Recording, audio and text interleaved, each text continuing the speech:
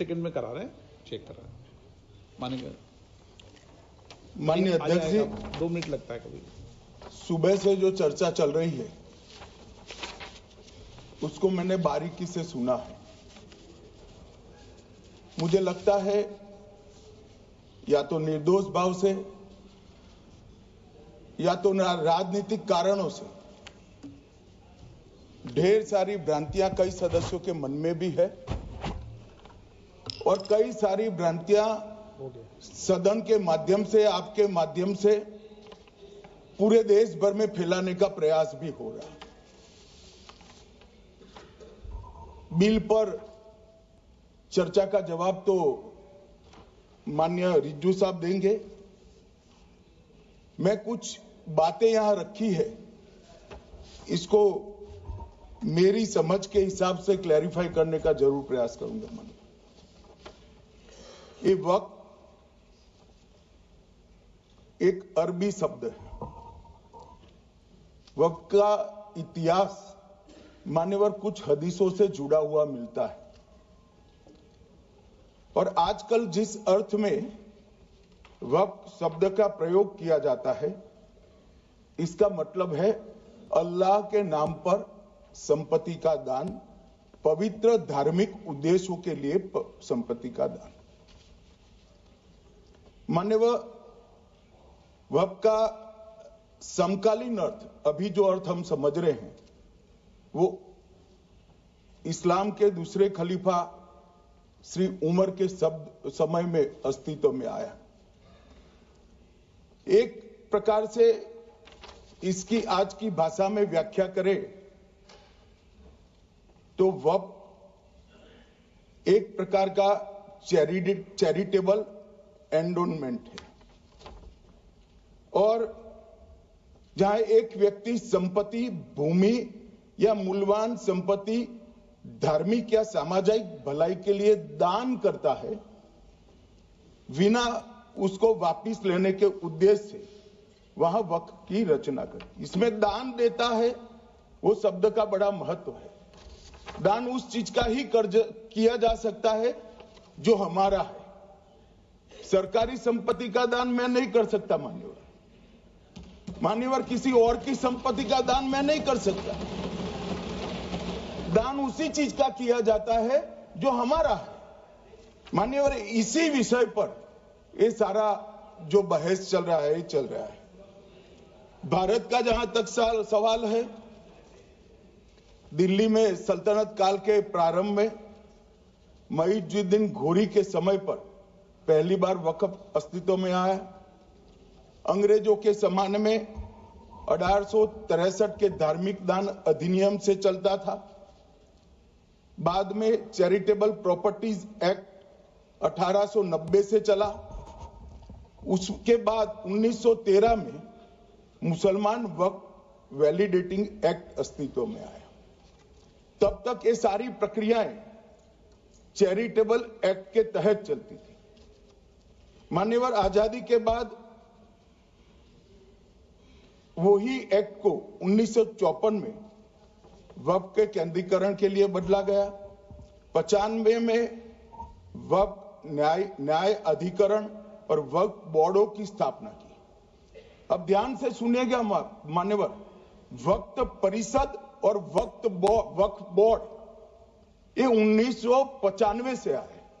ये पूरा झगड़ा जो चल रहा है, आपने नॉन हिंदू को रख दिया और नॉन मुस्लिम को रख दिया, गैर मुस्लिम को रखा। वो झगड़ा वक्फ में दखल करने का है।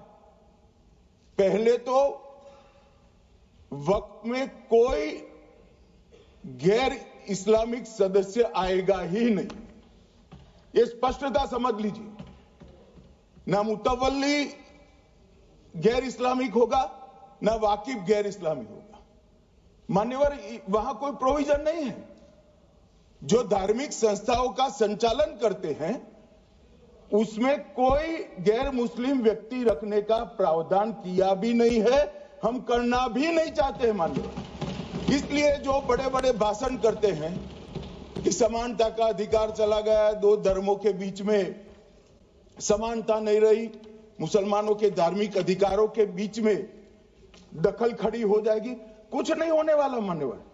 इस दृष्टि से देखें तो 1995 तक वक्फ की काउंसिल और वक्फ बोर्ड था ही नहीं, वो तो 95 से आया।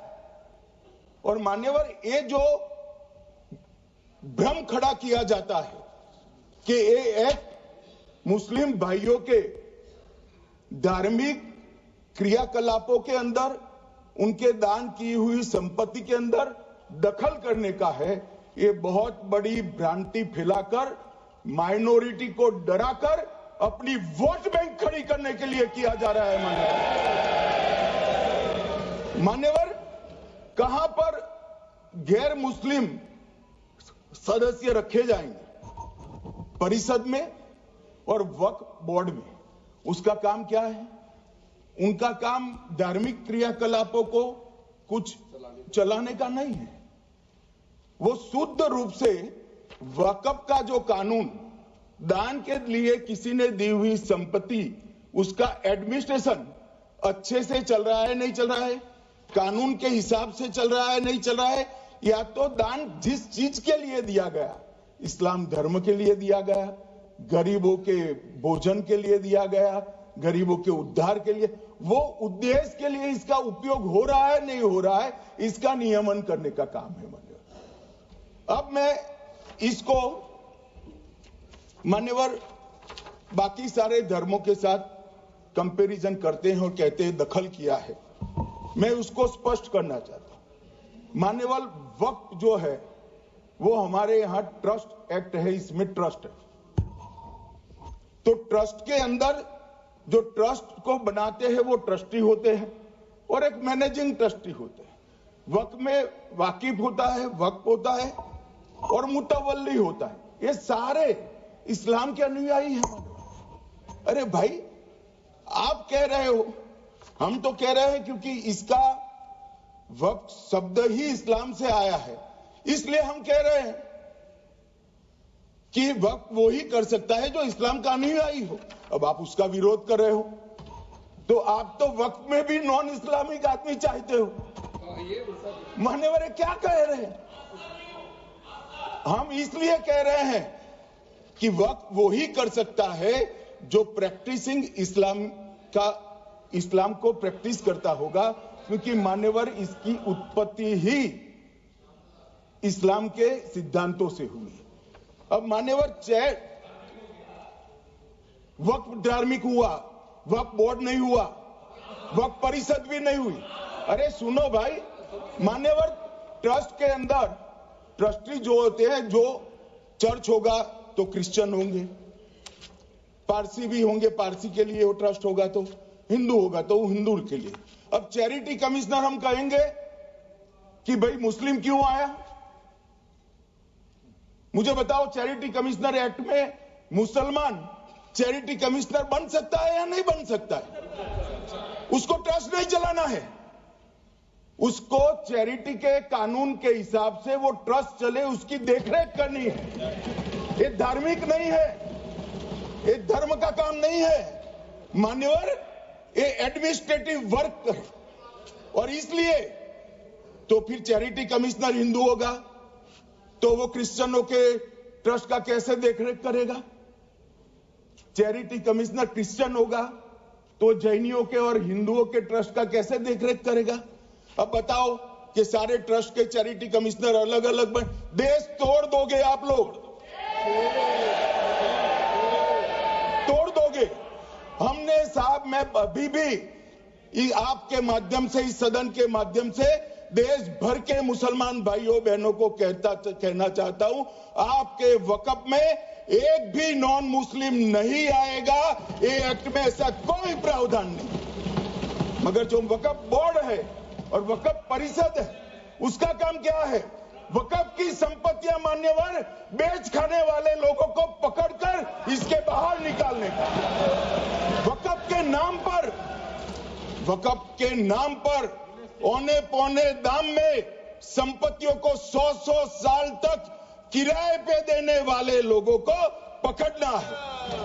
वक्फ का जो पैसा होता है इनकम जो गिरती जा रही है, जिसके माध्यम से माइनॉरिटी का विकास करना है, माइनॉरिटी को आगे बढ़ाना है, इस्लाम धर्म की सारी धार्मिक संस्थाओं को पुख्ता करना है। ये पैसा जो चोरी होता है ना, उसको पकड़ने का काम वक्फ बोर्ड वक्फ परिषद करे। और मान्यवर, वो चाहते हैं कि इनके राज में जो मिलीभगत चली वो चलती रहे। ये नहीं चलेगी, ये नहीं चलेगी। और मान्यवर, मैं आज आपको बताना चाहता हूं क्या स्थिति हुई है। मान्यवर, सबने कहा, रिपीटेशन भी होगा, परंतु मैं कहना चाहता हूं मान्यवर कि वक्फ के 2013 में जो अमेंडमेंट्स आए, अब बिल किरण भाई का है, मगर मैं कह सकता हूं कि वक्फ का 2013 का अमेंडमेंट न किया होता तो ये बिल लाने की शायद जरूरत न पड़ती। सब कुछ अच्छा चलता था। 14 में चुनाव आने वाला था, 13 में रातों रात तुष्टीकरण करने के लिए वक्फ कानून को एक्सट्रीम बना दिया गया। और मान्यवर, इसके कारण क्या हुआ? इसके कारण दिल्ली लुटियन की 123 वीवीआईपी संपत्ति कांग्रेस सरकार ने जब चुनाव मुहाने पर थे, 25 दिन दूर था, वक्फ को देने का काम कर दिया। दिल्ली वक्फ बोर्ड ने उत्तरी रेलवे की भूमि वक्फ के नाम घोषित कर दी। हिमाचल में वक्फ की संपत्ति बताकर उस पर अवैध मस्जिद बनाने का काम किया। 250 हेक्टेयर क्षेत्रफल वाले 12 गांव पर वक्फ का स्वामित्व हो गया तब तमिलनाडु में। और मान्यवर, तमिलनाडु के 1500 साल पुराने तिरुचेंदुरई मंदिर की 400 एकड़ भूमि को वक्फ की संपत्ति घोषित कर। ये जब मंदिर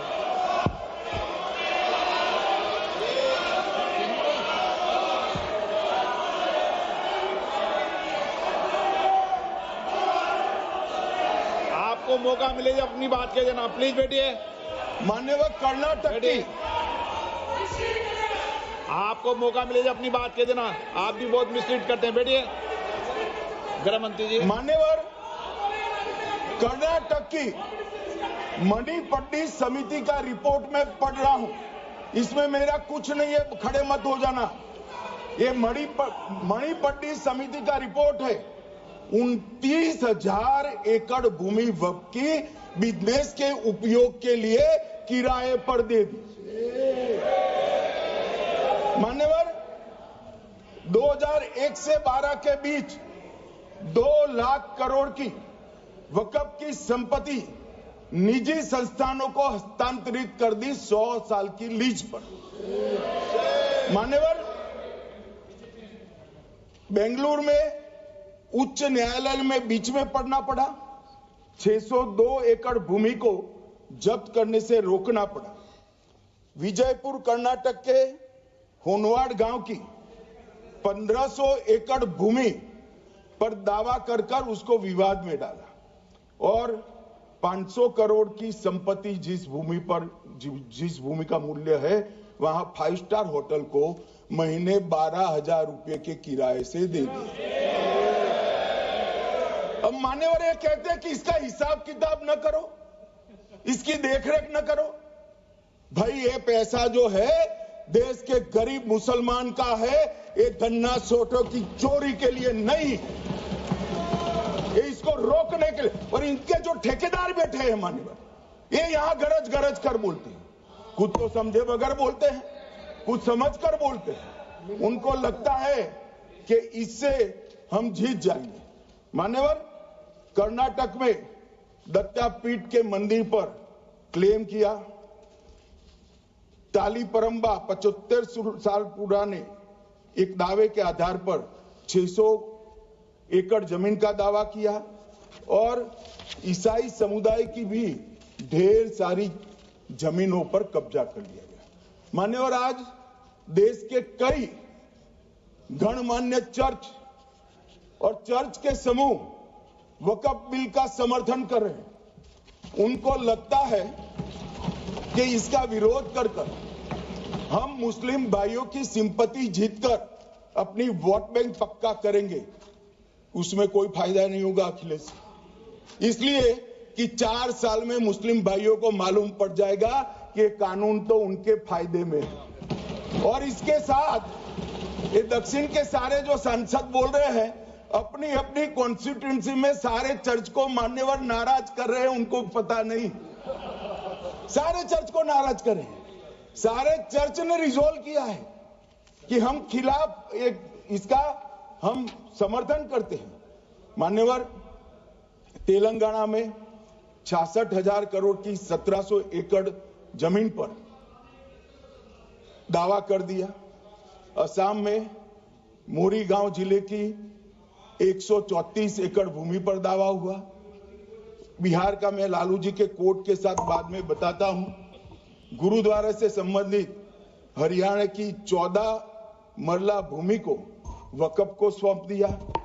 और मान्यवर, प्रयागराज में चंद्रशेखर आजाद पार्क को भी वक्फ घोषित किया। और मान्यवर, महाराष्ट्र के वडानगे गांव में महादेव की मंदिर पर दावा किया। और बीड में कंकलेश्वर मंदिर की 12 एकड़ जमीन वक्फ बोर्ड ने जबरन ले ली। मान्यवर, ये सब जब जो चल रहा है, इसमें आज भी मैं स्पष्ट करना चाहता हूं, वक्फ जो कि मुस्लिम भाइयों की धार्मिक क्रियाकलाप और उनके बनाए हुए दान से ट्रस्ट है, उसमें सरकार कोई दखल करना नहीं चाहती है। मुतवल्ली भी उनका होगा, वाकिफ भी उनका होगा, वक्फ भी उनका होगा। परंतु वक्फ की संपत्ति, इसका रख रखाव ठीक से हो रहा है नहीं। वक्फ का संचालन कानून के हिसाब से हो रहा है, निजी उपयोग के हिसाब से। सैकड़ों साल पहले किसी बादशाह ने दान किया, हमारी भाषा में कहो तो धर्मादा किया।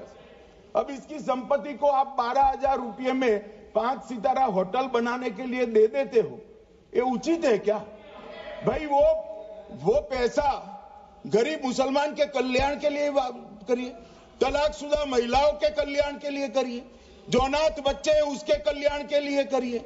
मानिए, और ये करने की जगह बेरोजगार मुसलमान युवाओं के लिए स्किलिंग का काम करिए। लाखों करोड़ों रुपए की भूमि मान्यवर, और इनकम 126 करोड़ रुपया। रेलवे की जितनी जमीन है, जिसमें हजारों करोड़ लाखों करोड़ का रेलवे का कारोबार चलता है, इतनी भूमि वक्फ के पास है और इनकम 126 करोड़ रुपए। मान्यवर कहते हैं कि इनकम का क्या उद्देश्य है?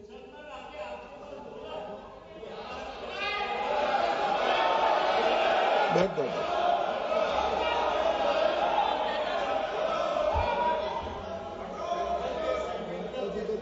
मान्यवर, मैं दादा की टेंशन समझ रहा हूं, ये बंगाल के मुसलमान भी सुन रहे हैं, तो उनको टेंशन होना स्वाभाविक है।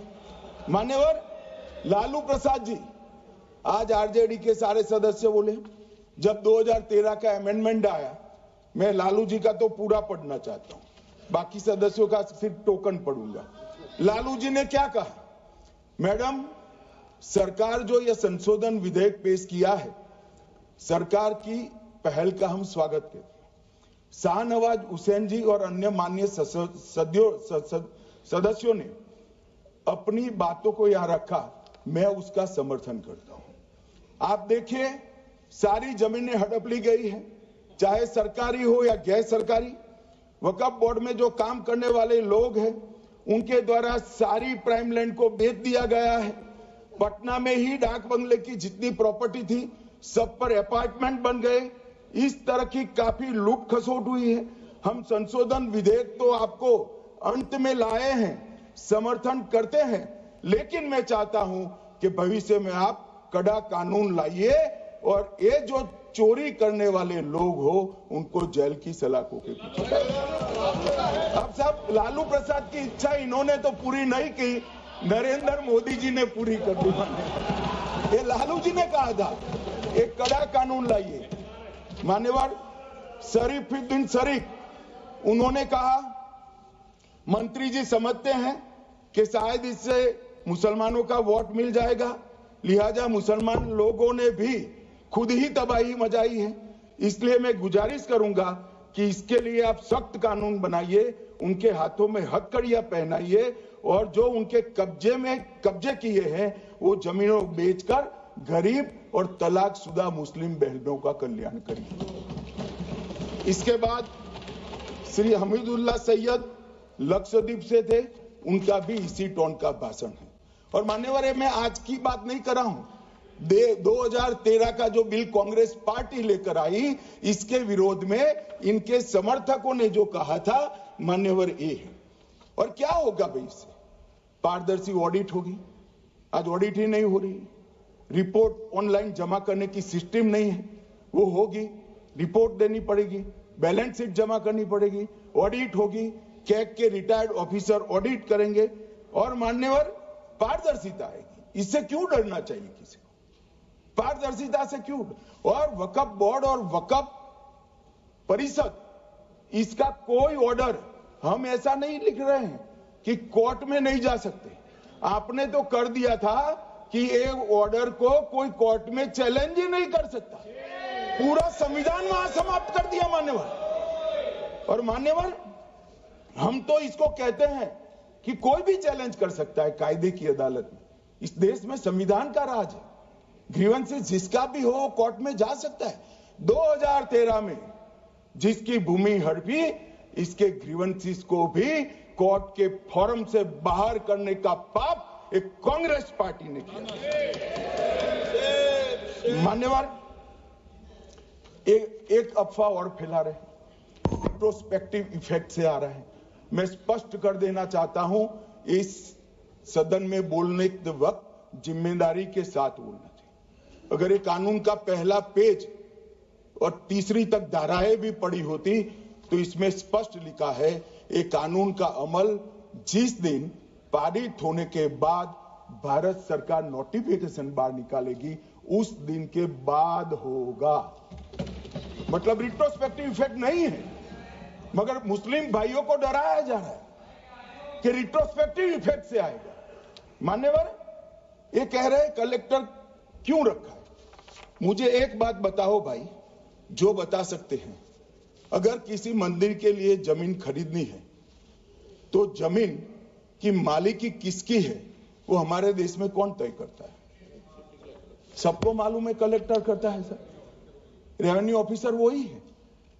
तो अगर वक्फ की भूमि जो वक्फ कर रहा है उसकी है या नहीं है, इसकी जांच कलेक्टर करे तो इसमें आपत्ति क्या है?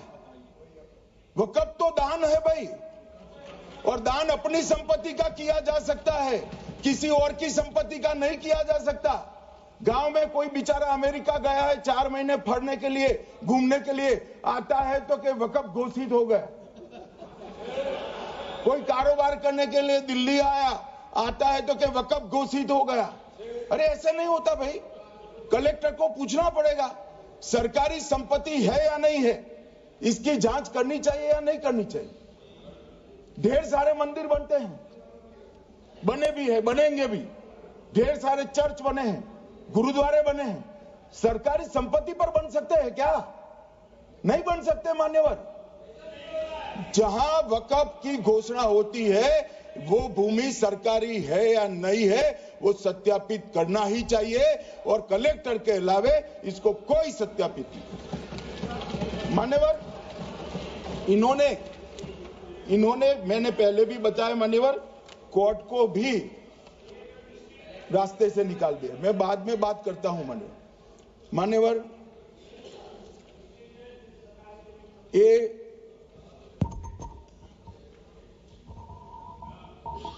मान्यवर एक उपयोग के आधार पर वक्त की समाप्ति। मान्यवर ये कह रहे हैं कि सैकड़ों सालों से वहां प्रैक्टिस है। अब वो तो वक्फ रजिस्टर हो गया, आपने घोषित कर दिया, वक्फ में रजिस्टर भी हो गए, अब इसका सवाल नहीं है। मगर सैकड़ों साल की प्रैक्टिस, मुगलों के समय की प्रैक्टिस आज घोषित की जा सकती है क्या? अगर वहां नमाज पढ़ रहे हैं तो लोग देखते होंगे, कब्रिस्तान होगा लोग देखते होंगे, दरगाह होगी तो लोग देखते होंगे, और घोषित भी हो चुका होगा, रजिस्टर भी हो चुका होगा। अब अगर आप वक्फ घोषित करना है तो उसको ऐसे नहीं कर सकते मान्यवर, अधिकृत करना चाहिए। मान्यवर, जो दूसरा सुधार लेकर आए किरण जी, वो ही है कि धारा 36 में वक्फ संपत्तियों को बिना किसी स्पष्ट प्रक्रिया से, मालिकी की प्रक्रिया से पंजीकृत नहीं किया जा सकता। मान्यवर, अपील का प्रावधान वर्तमान में अधिनियम में ट्रिब्यूनल के निर्णय के खिलाफ अपील करने का कोई प्रावधान नहीं है। ये दृष्टि भ्रम खड़ा कर रहे थे गोगाई जी कि हाईकोर्ट में जा सकते। हाईकोर्ट में सिविल सूट नहीं जा सकता, रीट के अधिकारों का उपयोग कर हाईकोर्ट में जा सकते। सिविल सूट में ज्यादा प्रोटेक्शन मिलता है मूल मालिक को। आपने सिविल सूट को खत्म कर दिया था। रीट के जुडिक्शन बहुत सीमित है, हम सब जानते हैं कि ये सीमित कर दिया गया था, आप भी जानते हो, मगर आपको वोट बैंक चाहिए। मान्यवर, ये हमारा स्पष्ट सिद्धांत है भारतीय जनता पार्टी की, मोदी सरकार का, कि वोट बैंक के लिए हम कोई कानून नहीं लाए। कानून न्याय के लिए होता है, कानून लोगों के कल्याण के लिए होता है। इन्होंने कहा कैसे कैसे कानून आए हैं, मैं बता देता हूं सब। अभी कांग्रेस के महासचिव और माननीय सदस्य कह रहे थे क्या कानून आ रहे हैं सब, किस प्रकार के कानून आ रहे हैं। मान्यवर, इसी सदन में नरेंद्र मोदी सरकार ही महिलाओं को 33% आरक्षण का कानून लाई। इसी सरकार में पिछड़ों को संवैधानिक अधिकार दिया गया। मान्यवर, इसी सरकार में बजट जो आए, इसमें गरीबों को गैस, शौचालय, पानी, 5 लाख तक का बीमा, 5 किलो अनाज, बिजली और घर दिए गए।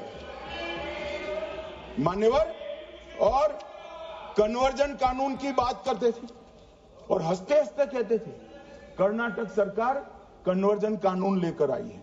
सबसे पहला कन्वर्जन कानून उड़ीसा और मध्य प्रदेश में कांग्रेस सरकार लेकर आई, मगर उस वक्त कांग्रेस सरकार तुष्टीकरण की नीति पर नहीं चलती थी, महात्मा गांधी के सिद्धांतों पर चलती थी।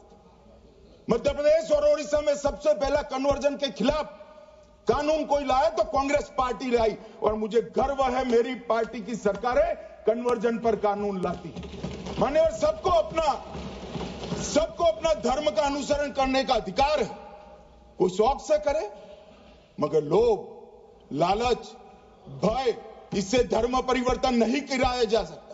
किसी गरीब के पास खाना नहीं है, खाना देकर उसका धर्म बदला दोगे? कोई थोड़ा कम पढ़ा लिखा व्यक्ति है, उसका धर्म बदला दोगे? ऐसे नहीं होगा मान्यवर। और आपने भी किए हैं कानून, आप नए नए आए हो, आपको मालूम नहीं है मान्यवर, इनको मालूम नहीं, अभी अभी आए हैं 5 साल से। ये कांग्रेस पार्टी ने कानून किए थे मान्यवर। अपील का प्रावधान भी हमने आगे बढ़ाया, और गैर मुसलमानों के द्वारा दान की गई संपत्तियों पर, गैर मुसलमानों की दान की संपत्तियों पर वक्फ अधिनियम को हमने लगने से मना कर दिया। माने उनके लिए चैरिटी कमिश्नर का कायदा है। ये प्रैक्टिसिंग इस्लाम, जो इस्लाम की प्रैक्टिस करते हैं, इसीलिए मान्यवर हमने ओवरराइडिंग इफेक्ट को भी समाप्त कर दिया। मान्यवर, ट्रस्ट का नियमन करने का जो कानून होता है, जैसे चैरिटी कमिश्नर के कानून में कोई ओवरराइडिंग इफेक्ट नहीं है।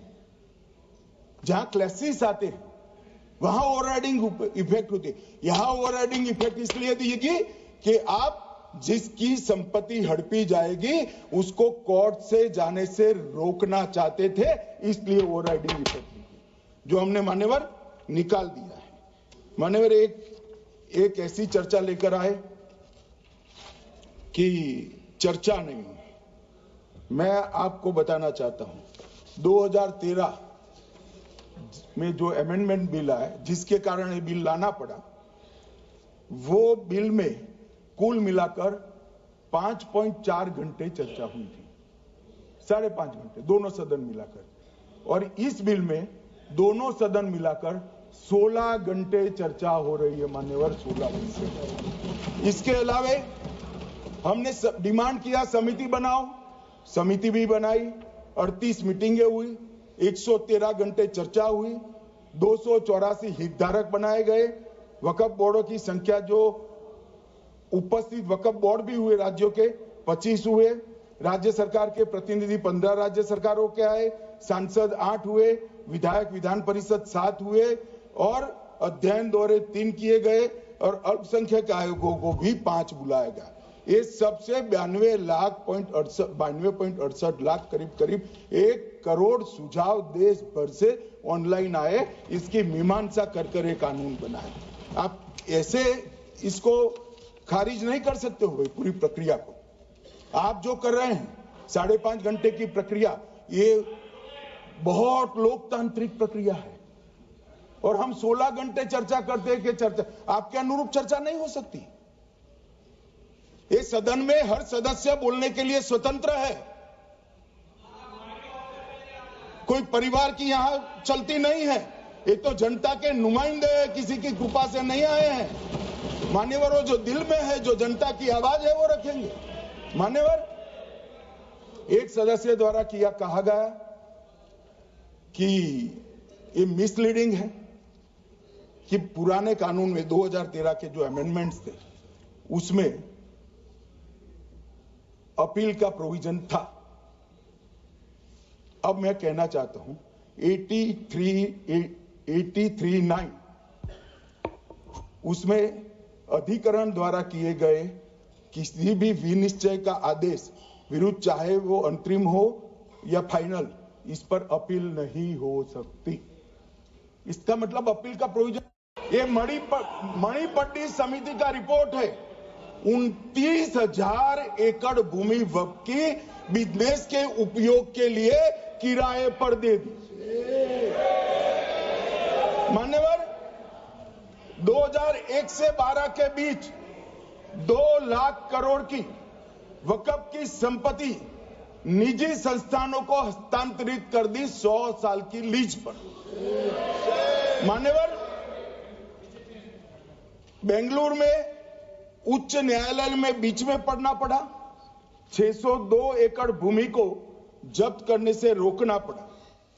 विजयपुर कर्नाटक के होनवाड़ गांव की 1500 एकड़ भूमि पर दावा कर उसको विवाद में डाला और 500 करोड़ की संपत्ति जिस भूमि का मूल्य है, वहां 5 स्टार होटल को महीने 12,000 रुपए के किराए से दे दिया। अब मान्यवर ये कहते हैं कि इसका हिसाब किताब न करो, इसकी देखरेख न करो। भाई, ये पैसा जो है देश के गरीब मुसलमान का है, ये गन्ना सोटों की चोरी के लिए नहीं, ये इसको रोकने के लिए। और इनके जो ठेकेदार बैठे हैं मान्यवर, ये यहां गरज कर बोलते हैं, कुछ तो समझे बगैर बोलते हैं, कुछ समझ कर बोलते हैं। उनको लगता है कि इससे हम जीत जाएंगे। मान्यवर, कर्नाटक में दत्तापीठ के मंदिर पर क्लेम किया, तालीपरंबा 75 साल पुराने एक दावे के आधार पर 600 एकड़ जमीन का दावा किया और ईसाई समुदाय की भी ढेर सारी जमीनों पर कब्जा कर लिया गया। मान्यवर, आज देश के कई गणमान्य चर्च और चर्च के समूह वक्फ बिल का समर्थन कर रहे हैं। उनको लगता है कि इसका विरोध कर हम मुस्लिम भाइयों की सिंपैथी जीतकर अपनी वोट बैंक पक्का करेंगे, उसमें कोई फायदा नहीं होगा अखिलेश। इसलिए कि 4 साल में मुस्लिम भाइयों को मालूम पड़ जाएगा कि कानून तो उनके फायदे में है। और इसके साथ ये दक्षिण के सारे जो सांसद बोल रहे हैं, अपनी अपनी कॉन्स्टिट्यूएंसी में सारे चर्च को मान्यवर नाराज कर रहे हैं, उनको पता नहीं, सारे चर्च को नाराज कर रहे हैं। सारे चर्च ने रिजोल्व किया है कि हम खिलाफ इसका हम समर्थन करते हैं। मान्यवर, तेलंगाना में 66,000 करोड़ की 1700 एकड़ जमीन पर दावा कर दिया। असम में मोरीगांव जिले की 134 एकड़ भूमि पर दावा हुआ। बिहार का मैं लालू जी के कोर्ट के साथ बाद में बताता हूं। गुरुद्वारे से संबंधित हरियाणा की 14 मरला भूमि को वक्फ को सौंप दिया। और मान्यवर, प्रयागराज में चंद्रशेखर आजाद पार्क को भी वक्फ घोषित किया।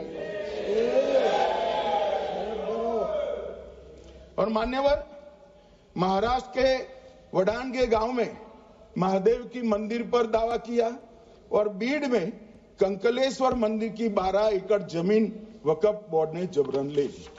मान्यवर, ये सब जब जो चल रहा है, इसमें आज भी मैं स्पष्ट करना चाहता हूं, वक्फ जो कि मुस्लिम भाइयों की धार्मिक क्रियाकलाप और उनके बनाए हुए दान से ट्रस्ट है, उसमें सरकार कोई दखल करना नहीं चाहती है।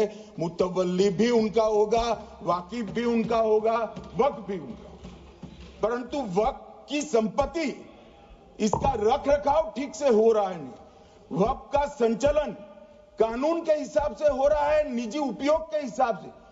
सैकड़ों साल पहले किसी बादशाह ने दान किया, हमारी भाषा में कहो तो धर्मादा किया। अब इसकी संपत्ति को आप 12,000 रुपये में 5 सितारा होटल बनाने के लिए दे देते हो, ये उचित है क्या? भाई वो पैसा गरीब मुसलमान के कल्याण के लिए करिए, तलाकशुदा महिलाओं के कल्याण के लिए करिए, जो अनाथ बच्चे हैं उसके कल्याण के लिए करिए। मानिए, और ये करने की जगह बेरोजगार मुसलमान युवाओं के लिए स्किलिंग का काम करिए। लाखों करोड़ों रुपए की भूमि मान्यवर और इनकम 126 करोड़ रुपया। रेलवे की जितनी जमीन है, जिसमें हजारों करोड़ लाखों करोड़ का रेलवे का कारोबार चलता है, इतनी भूमि वक्फ के पास है और इनकम 126 करोड़। मान्यवर कहते हैं कि इनकम का क्या उद्देश्य है?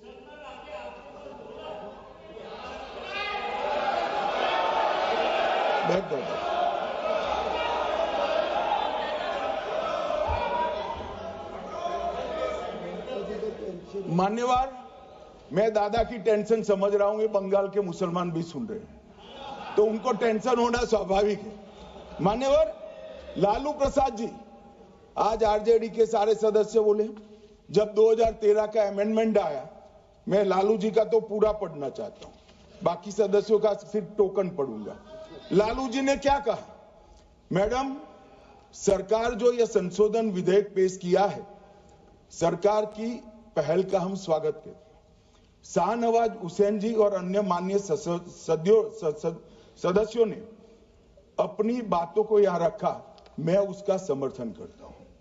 आप देखिए, सारी जमीनें हड़प ली गई है, चाहे सरकारी हो या गैर सरकारी। वक्फ बोर्ड में जो काम करने वाले लोग हैं, उनके द्वारा सारी प्राइम लैंड को बेच दिया गया है। पटना में ही डाक बंगले की जितनी प्रॉपर्टी थी, सब पर अपार्टमेंट बन गए। इस तरह की काफी लूट खसोट हुई है। हम संशोधन विधेयक तो आपको अंत में लाए हैं, समर्थन करते हैं, लेकिन मैं चाहता हूं कि भविष्य में आप कड़ा कानून लाइए और ये जो चोरी करने वाले लोग हो, उनको जेल की सलाखों के पीछे। अब साहब, लालू प्रसाद की इच्छा इन्होंने तो पूरी नहीं की, नरेंद्र मोदी जी ने पूरी कर दी। ये लालू जी ने कहा था, एक कड़ा कानून लाइए। मान्यवर शरीफुद्दीन शरीफ, उन्होंने कहा, मंत्री जी समझते हैं कि शायद इससे मुसलमानों का वोट मिल जाएगा, लिहाजा मुसलमान लोगों ने भी खुद ही तबाही मचाई है, इसलिए मैं गुजारिश करूंगा कि इसके लिए आप सख्त कानून बनाइए, उनके हाथों में हथकड़ियां पहनाइए और जो उनके कब्जे किए हैं, वो जमीनों बेचकर गरीब और तलाकशुदा मुस्लिम बहनों का कल्याण करिए। इसके बाद श्री हमीदुल्लाह सैयद लक्षद्वीप से थे, उनका भी इसी टोन का भाषण है। और मान्यवर, मैं आज की बात नहीं कर रहा हूं, 2013 का जो बिल कांग्रेस पार्टी लेकर आई, इसके विरोध में इनके समर्थकों ने जो कहा था, मान्यवर ये है। और क्या होगा भाई इससे? पारदर्शी ऑडिट होगी। आज ऑडिट ही नहीं हो रही, रिपोर्ट ऑनलाइन जमा करने की सिस्टम नहीं है, वो होगी, रिपोर्ट देनी पड़ेगी, बैलेंस शीट जमा करनी पड़ेगी, ऑडिट होगी, कैग के रिटायर्ड ऑफिसर ऑडिट करेंगे और मान्यवर पारदर्शिता आएगी। इससे क्यों डरना चाहिए किसी को? पारदर्शिता से क्यों?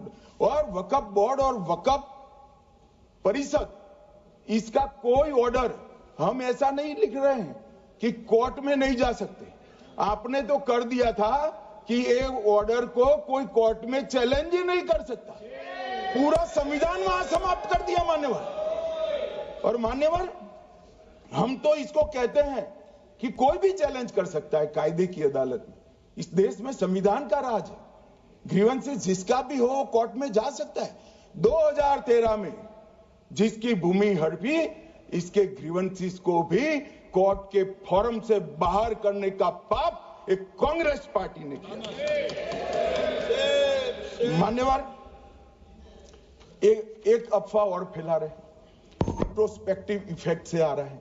मैं स्पष्ट कर देना चाहता हूं, इस सदन में बोलने के वक्त जिम्मेदारी के साथ बोलना चाहिए। अगर ये कानून का पहला पेज और तीसरी तक धाराएं भी पड़ी होती तो इसमें स्पष्ट लिखा है, ये कानून का अमल जिस दिन पारित होने के बाद भारत सरकार नोटिफिकेशन बाहर निकालेगी, उस दिन के बाद होगा। मतलब रिट्रोस्पेक्टिव इफेक्ट नहीं है, मगर मुस्लिम भाइयों को डराया जा रहा है कि रिट्रोस्पेक्टिव इफेक्ट से आएगा। मान्यवर, ये कह रहे हैं कलेक्टर क्यों रखा है? मुझे एक बात बताओ भाई, जो बता सकते हैं।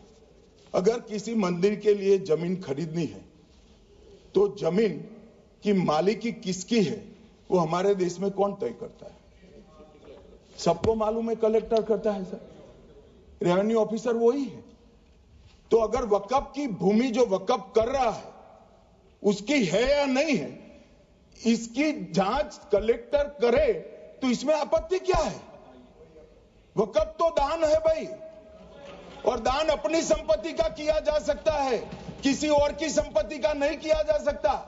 गांव में कोई बेचारा अमेरिका गया है 4 महीने पढ़ने के लिए, घूमने के लिए, आता है तो कि वक्फ घोषित हो गया।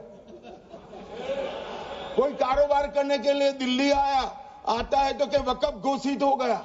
अरे ऐसे नहीं होता भाई, कलेक्टर को पूछना पड़ेगा सरकारी संपत्ति है या नहीं है, इसकी जांच करनी चाहिए या नहीं करनी चाहिए।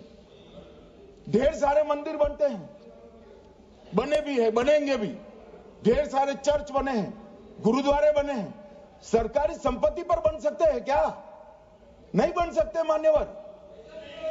जहां वक्फ की घोषणा होती है वो भूमि सरकारी है या नहीं है, वो सत्यापित करना ही चाहिए, और कलेक्टर के अलावे इसको कोई सत्यापित नहीं। मान्यवर, इन्होंने मैंने पहले भी बताया मान्यवर, कोर्ट को भी रास्ते से निकाल दिया। मैं बाद में बात करता हूं मान्यवर, ये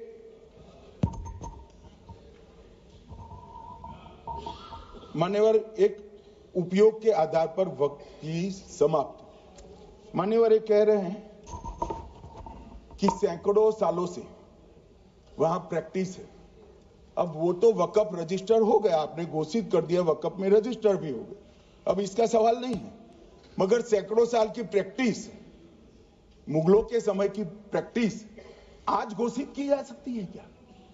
अगर वहां नमाज पढ़ रहे हैं तो लोग देखते होंगे, कब्रिस्तान होगा लोग देखते होंगे, दरगाह होगी तो लोग देखते होंगे, और घोषित भी हो चुका होगा, रजिस्टर भी हो चुका होगा। अब अगर आप वक्फ घोषित करना है तो उसको ऐसे नहीं कर सकते मान्यवर, अधिकृत करना चाहिए। मान्यवर, जो दूसरा सुधार लेकर आए किरण जी, वो ही है कि धारा 36 में वक्फ संपत्तियों को बिना किसी स्पष्ट प्रक्रिया से, मालिकी की प्रक्रिया से पंजीकृत नहीं किया जा सकता। मान्यवर, अपील का प्रावधान वर्तमान में अधिनियम में ट्रिब्यूनल के निर्णय के खिलाफ अपील करने का कोई प्रावधान नहीं है।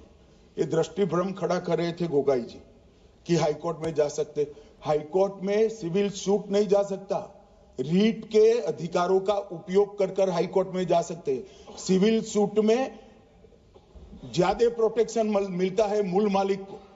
आपने सिविल सूट को खत्म कर दिया था।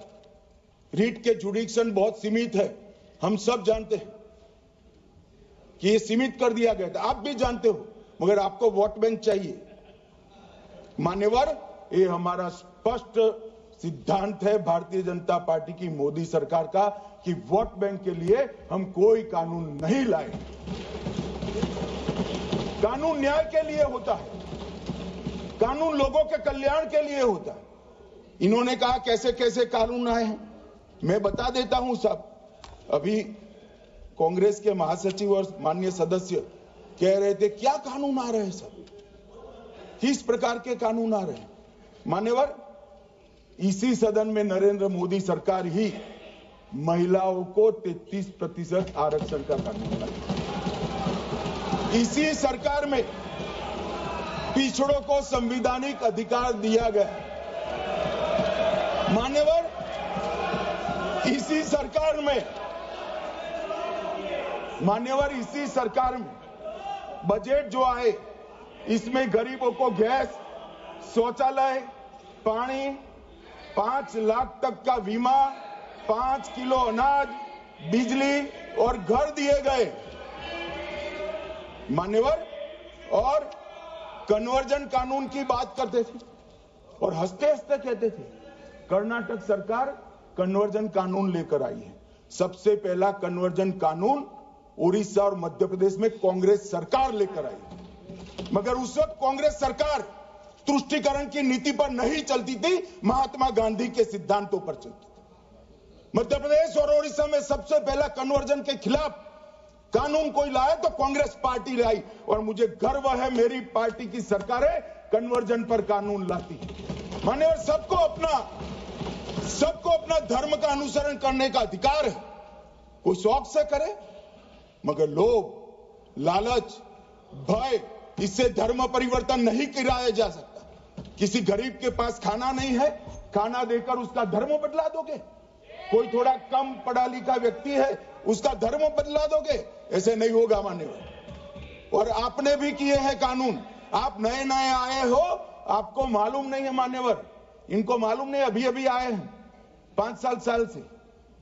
ये कांग्रेस पार्टी ने कानून किए थे मान्यवर। अपील का प्रावधान भी हमने आगे बढ़ाया, और गैर मुसलमानों के द्वारा दान की गई संपत्तियों पर, गैर मुसलमानों की दान की संपत्तियों पर वक्फ अधिनियम को हमने लगने से मना कर दिया। माने उनके लिए चैरिटी कमिश्नर का कायदा है। ये प्रैक्टिसिंग इस्लाम, जो इस्लाम की प्रैक्टिस करते हैं, इसीलिए मान्यवर हमने ओवरराइडिंग इफेक्ट को भी समाप्त कर दिया। मान्यवर, ट्रस्ट का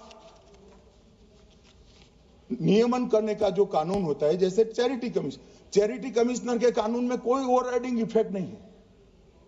जहां क्लासेस आते हैं वहां ओवरराइडिंग इफेक्ट होती है। यहां ओवरराइडिंग इफेक्ट इसलिए देगी कि आप जिसकी संपत्ति हड़पी जाएगी उसको कोर्ट से जाने से रोकना चाहते थे, इसलिए ओवरराइडिंग इफेक्ट जो हमने मान्यवर निकाल दिया है। मान्यवर, एक ऐसी चर्चा लेकर आए कि चर्चा नहीं, मैं आपको बताना चाहता हूं 2013 में जो अमेंडमेंट बिल आया, जिसके कारण ये बिल लाना पड़ा, वो बिल में कुल मिलाकर 5.4 घंटे चर्चा हुई थी, 5.5 घंटे दोनों सदन मिलाकर, और इस बिल में दोनों सदन मिलाकर 16 घंटे चर्चा हो रही है मान्यवर, 16 घंटे। इसके अलावा हमने डिमांड किया समिति बनाओ, समिति भी बनाई, 38 मीटिंगें हुई, 113 घंटे चर्चा हुई, 284 हितधारक बनाए गए, वक्फ बोर्डों की संख्या जो उपस्थित वक्फ बोर्ड भी हुए राज्यों के 25 हुए, राज्य सरकार के प्रतिनिधि 15 राज्य सरकारों के आए, सांसद 8 हुए, विधायक विधान परिषद 7 हुए और अध्ययन दौरे 3 किए गए और अल्पसंख्यक आयोगों को भी 5 बुलाया गया। ये सबसे 92.68 लाख करीब 1 करोड़ सुझाव देश भर से ऑनलाइन आए। इसकी मीमांसा कर ये कानून बना है। आप ऐसे इसको खारिज नहीं कर सकते हो भाई। पूरी प्रक्रिया को आप जो कर रहे हैं 5.5 घंटे की प्रक्रिया, ये बहुत लोकतांत्रिक प्रक्रिया है और हम 16 घंटे चर्चा करते हैं कि चर्चा आपके अनुरूप चर्चा नहीं हो सकती। इस सदन में हर सदस्य बोलने के लिए स्वतंत्र है। कोई परिवार की यहां चलती नहीं है। ये तो जनता के नुमाइंदे हैं, किसी की कृपा से नहीं आए हैं। मान्यवरों, जो दिल में है, जो जनता की आवाज है, वो रखेंगे। मान्यवर, एक सदस्य द्वारा कहा गया कि ये मिसलीडिंग है कि पुराने कानून में 2013 के जो अमेंडमेंट्स थे उसमें अपील का प्रोविजन था। अब मैं कहना चाहता हूं 83(9) उसमें अधिकरण द्वारा किए गए किसी भी विनिश्चय का आदेश विरुद्ध, चाहे वो अंतरिम हो या फाइनल, इस पर अपील नहीं हो सकती। इसका मतलब अपील का प्रोविजन आपने रखा ही नहीं था। सिविल न्यायालय, राजस्व कोर्ट और अन्य प्राधिकरण उसके अधिकार क्षेत्र पर भी प्रतिबंध लगा दिया और सरकारी अधिसूचना जो बाद में वक्फ बोर्ड और वक्फ परिषद के एडवाइस से होगी, इसको भी कोई चुनौती नहीं दे सकता। मान्यवर, मुझे ये बताओ कि अभी अभी फैशन है संविधान लहराने की। ये संविधान के हिसाब से सरकार का या किसी भी निजी संस्था का कोई भी फैसला मान्यवर कायदे की कोर्ट से बाहर कैसे हो सकता है? कोई भी फैसला हो, ये देश की अदालत वो फैसले तक रुचि नहीं रखेगी। नागरिक ग्रीवेंसेस लेकर कहां जाएंगे? जिसकी भूमि हड़प कर ली गई वो कहां जाएगा? ऐसा नहीं चलेगा। आपकी वोट बैंक के लिए आपने किया था, हम खारिज कर रहे हैं। ऐसा नहीं चलेगा। अदालत में जाइए, जिसको ग्रीवेंसेस है इधर और साइड से, और अदालत न्याय करेगी। न्याय के लिए तो अदालतें बनी है। और मान्यवर, यहां एक सदस्य ने कह दिया माइनॉरिटी इस कानून को स्वीकार नहीं करेगी। क्या धमकाना चाहते हो भाई? संसद का कानून है, सबको स्वीकार करना पड़ेगा। स्वीकार नहीं करेंगे मतलब क्या है? कैसे बोल सकते हैं कोई? हम कानून को स्वीकार नहीं करेंगे। एक कानून भारत सरकार का है, हर एक पर बंधन करता होगा और इसको स्वीकार करना पड़ेगा। मान्यवर, ये हमने तो खैर वक्फ को छेड़खानी नहीं की। वक्फ बोर्ड और वक्फ परिषद के अंदर बदलाव किया है, मगर वक्फ के लिए भी क्या क्या जजमेंट आए। सैयद फजल पुकोया थंगल बनाम भारत संघ 10/11/28 को केरल उच्च न्यायालय ने उन्होंने कहा वक्फ बोर्ड एक स्टैट्यूटरी बॉडी है, यह मुस्लिम समुदाय का प्रतिनिधि निकाय नहीं है। इसका फंक्शनिंग मान्यवर एडमिनिस्ट्रेटिव है। धार्मिक क्रियाकलापों को तो वक्फ ने करना है, चाहे कब्रिस्तान हो, चाहे दरगाह हो, चाहे मस्जिद हो, चाहे चैरिटी का काम हो, वो वक्फ बोर्ड को नहीं करना है भाई। ये केरल हाईकोर्ट ने किया। इलाहाबाद हाईकोर्ट ने भी, उसने तो मुतवल्ली तक भी कहा है, मगर हम मुतवल्ली तो जो धर्म का है वही रखेंगे।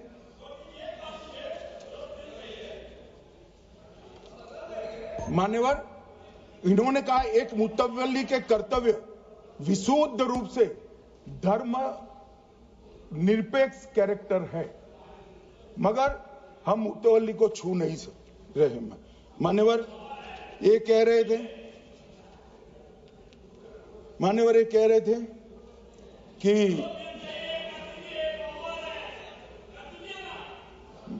मान्यवर ये कह रहे थे कि कोई गड़बड़ियां नहीं हुई। मान्यवर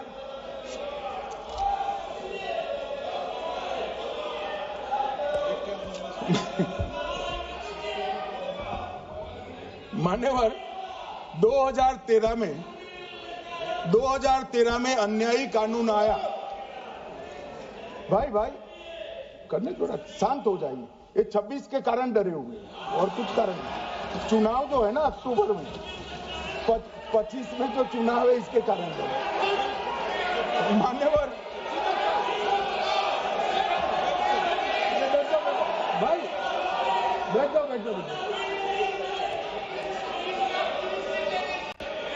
मान्यवर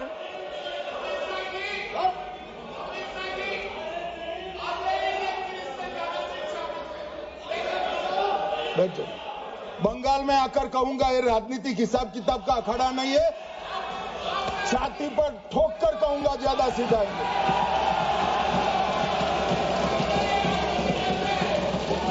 मान्यवर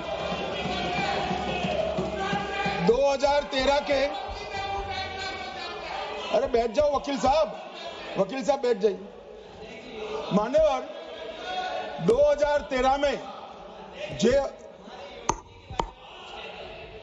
वो भी रिपीट होने वाले हैं। मान्यवर 2013 में बैठ जाओ।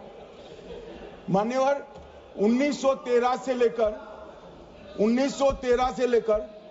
2013 तक 1913 से 2013 तक वक्फ बोर्ड का कुल एकड़ में भूमि सब वक्फ का मिलाकर 18 लाख एकड़ था। मेरी विनंती है सभी सदस्य इसको ध्यान से सुनिए। 1913 से 2013 तक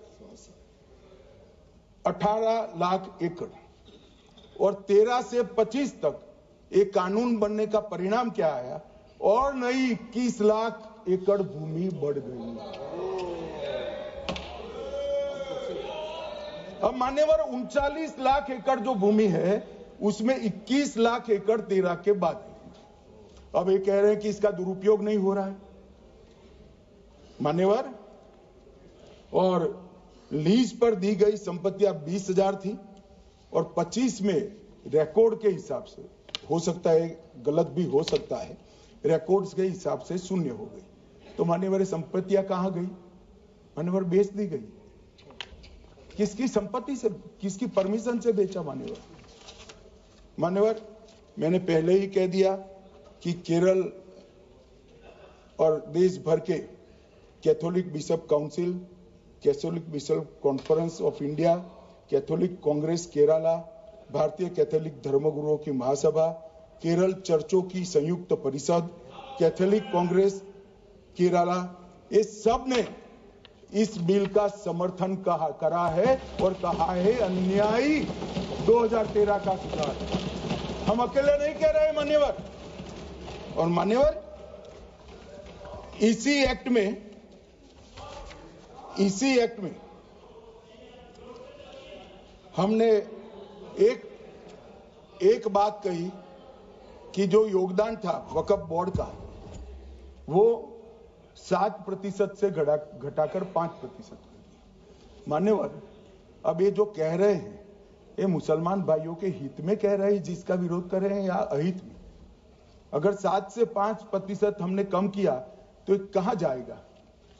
वो वक्फ में रहेगा। वक्फ बोर्ड का कम किया है। जो मस्जिद चल रही है उसको हमने 2% बढ़ाया है। ये उल्टा समझ रहे हैं। मान्यवर ये बिल जमीनों की सुरक्षा प्रदान करेगी। मान्यवर किसी की जमीन अब घोषणा मात्र से वक्फ नहीं बनेगी, उसको प्रोटेक्शन। मान्यवर पुरातत्व विभाग और एएसआई की जमीन को हम सुरक्षा देंगे। आदिवासी भाइयों की शेड्यूल 5 और शेड्यूल 6 की जो जमीन है वो सुरक्षित हो जाएगी। निजी संपत्ति जो आम नागरिकों की है वो भी सुरक्षित हो जाएगी और वक्फ करने के लिए स्वामित्व को दान तो साहब अपनी संपत्ति का ही कर सकते हैं, गांव की संपत्ति का दान नहीं कर सकते। तो वक्फ निजी संपत्ति से ही स्वामित्व के बगैर नहीं हो पाएगा। इसमें पारदर्शिता लाने के लिए सूचना की प्रक्रिया को दाखिल किया गया है।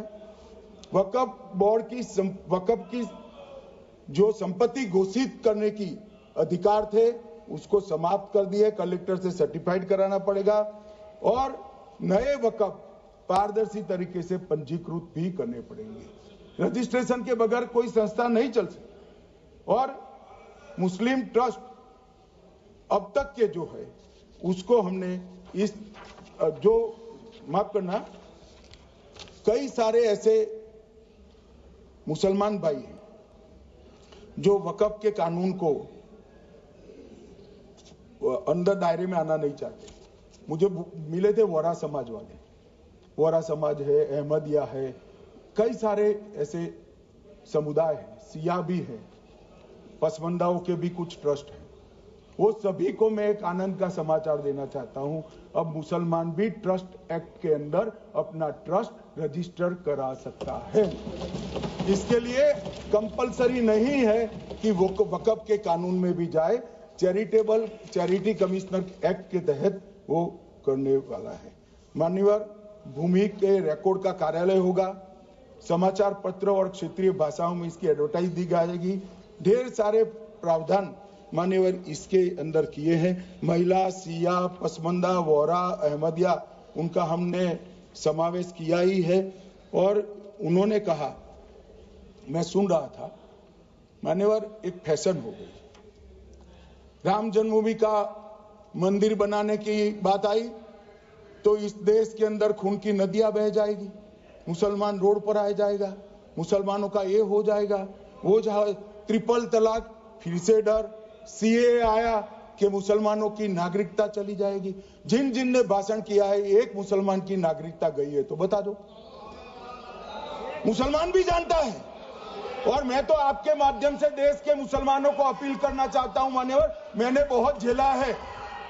ये कहते थे कि सीए कानून मुसलमानों की नागरिकता लेने 2 साल हो गए, एक भी मुसलमान की नागरिकता गई है तो सदन के पटल पर रखी। कितना झूठ फैलाया इन्होंने।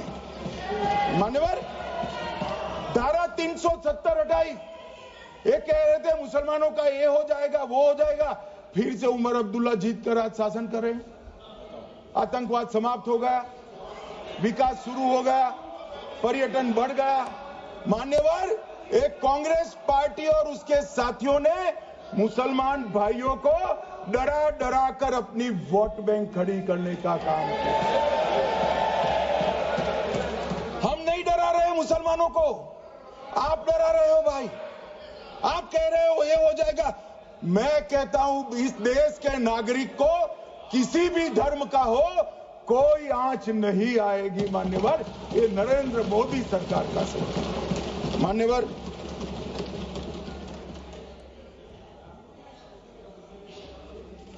इनको मान्यवर ना पिछड़ों की चिंता है ना मुसलमानों की। ये सालों से जातिवाद और तुष्टीकरण इसके आधार पर काम करते हुए आए हैं और जातिवाद और तुष्टीकरण की राजनीति कर कर अपने परिवार की पॉलिटिक्स को आगे बढ़ाए हैं। मगर 2014 से मान्यवर जातिवाद, तुष्टीकरण और परिवारवाद को एक साथ नरेंद्र मोदी ने समाप्त कर कर विकास की राजनीति इस देश में प्रस्तावित की। पॉलिटिक्स ऑफ परफॉर्मेंस, परफॉर्म करिए और चुनकर आइए। 3 टर्म मोदी जी को चुना है और 3 टर्म भारतीय जनता पार्टी की सरकार रहने वाली है। मेरी बात लिख कर मान्यवर, अंत में मैं किरण जी को बहुत बहुत बधाई देना चाहता हूं कि बहुत अभ्यास कर कर सारे दूषणों को निकालकर वक्फ कानून को शुद्ध, पारदर्शी और उद्देश्यों को समर्पित बनाने का काम रिज्जू साहब लेकर आए हैं। मैं इसका समर्थन करता हूं। ईटी मोहम्मद बशीर, आप कुछ बोलना चाहते थे? छोड़िए, गृह मंत्री जी ने विषय रख दिया। मेरा नाम सर माननीय वेणुगोपाल जी ने लिया था और सर मैंने बड़ा स्पष्टता से सर कह दिया था। ईटी मोहम्मद बशीर बाद में करो। ईटी मोहम्मद बशीर छोड़िए। ईटी मोहम्मद बशीर